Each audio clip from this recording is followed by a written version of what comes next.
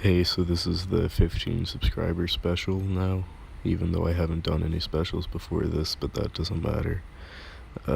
So I'm just going to tell a bunch of stupid stories from a long time ago. They're all really short, but I guess that doesn't matter since I have quite a few.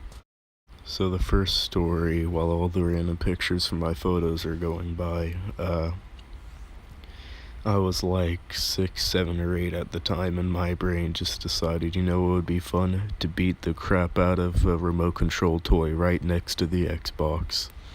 So I did that, and the Xbox started getting visual glitches because it's screwed up because of all of the electronics in the toy that I was beating the crap out of.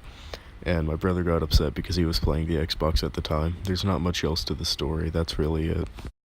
So the second story is quite a bit worse than the first one.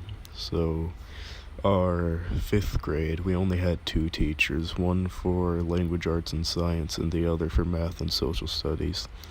And the math and social studies teacher was kinda not right. So yeah, one day during class we were talking about I think it was the 1920s or the 1930s, and how black people were being discriminated against.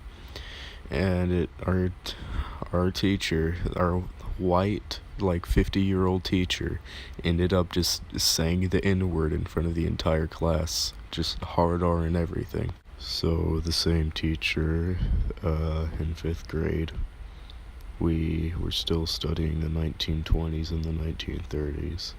So we had a project where we had to dress up as someone that we pulled out of a hat. And other people got things like Babe Ruth, Bonnie and Clyde, people who shut down big criminals, normal stuff like that. And I got someone who I'd never heard of before named Rudolph Valentino. So I studied him, I looked him up. It turns out he was a silent film actor. And I looked into him a little bit more because I wanted to get good grades in the class. And so it turns out that he was in romantic films, and some pretty bad ones as well. So I didn't really do anything because at the time I didn't really care, because I only cared about getting good grades. But she had the thought process to give a 5th grader a romantic film actor, an 11-year-old. Of all the things that she could have put in that hat, of all the people in the 1920s and the 1930s, it was a romantic film actor.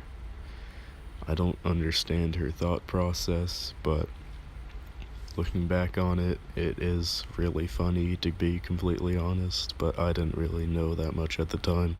So the last story isn't very much of a story, but after the state tests at the end of the year, the classroom was empty, everyone went to the other class, and so all my friends just started throwing erasers at each other. I don't know why, but they did.